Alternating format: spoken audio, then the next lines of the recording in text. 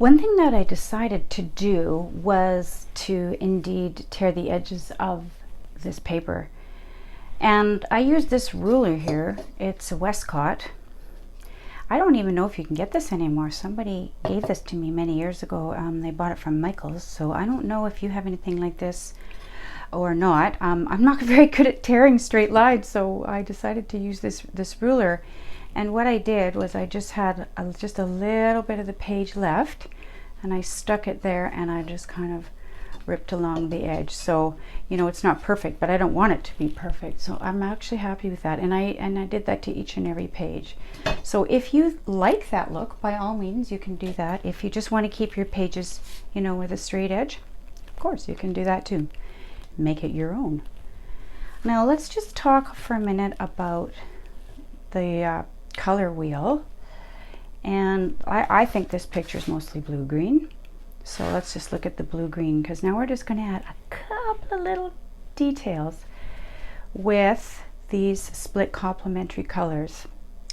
So if you have a color wheel, you know, you point it to the blue-green, you look down, and it's orange and red would be the split complementary colors. Now, this part is optional. If you just really love the analogous feel, then keep it like that. If you want to add just a little pop of color here and there, then do that. And I chose this melon color again. That's Americana Deco Art paint. It's thin, so it won't be thick like a heavy body acrylic, but that's okay.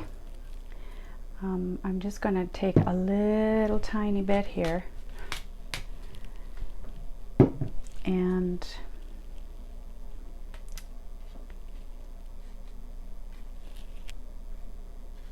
just put a couple of dots, I guess. Maybe even a blob. Maybe this is too cliche. Maybe I just want another blob.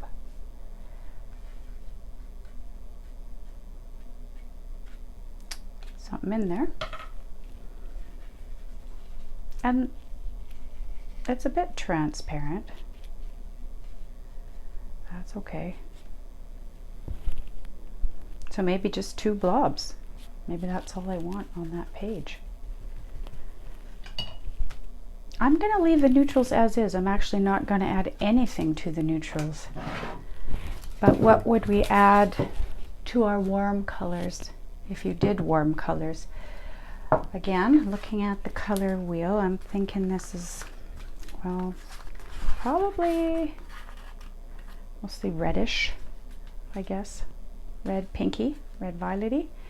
So split complementary would be yellow green and blue green. So you could do both, or one, or neither. Well, let's get adventurous here. Let's maybe try one of these. Let's try this light phthalo green. It's really a beautiful color. I use it a lot. And maybe this time I'll apply it with my finger. Just a tiny bit. Oh gosh, okay, yeah. I don't even think I'm going any further. I really like that. Now it's getting pretty bright here, isn't it? That's okay. And maybe just a tiny bit up here. Why not? I like that. I like that.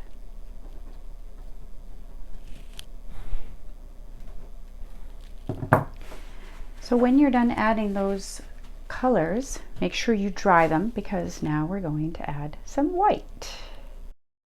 I love adding white. I'm just this real, like, I don't know, I need my white. I don't know what it does. You do not have to add white. Like if you were looking at this jumble here and you said, no, I like it just absolutely the way it is, then you don't have to add white. But look what happens if you did. For some reason, I just love using my finger here. It just kind of starts coming to life a little bit.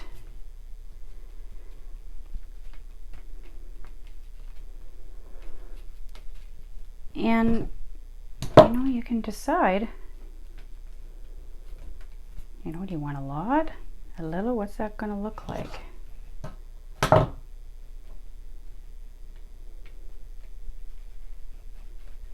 I feel like when I use white and I use my finger, I can just kind of blend it in nicely.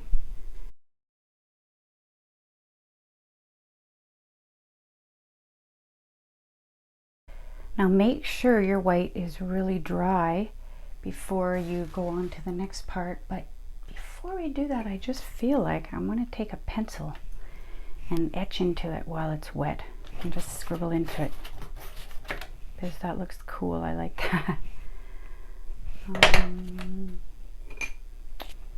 Just a lighter kind of a pencil here.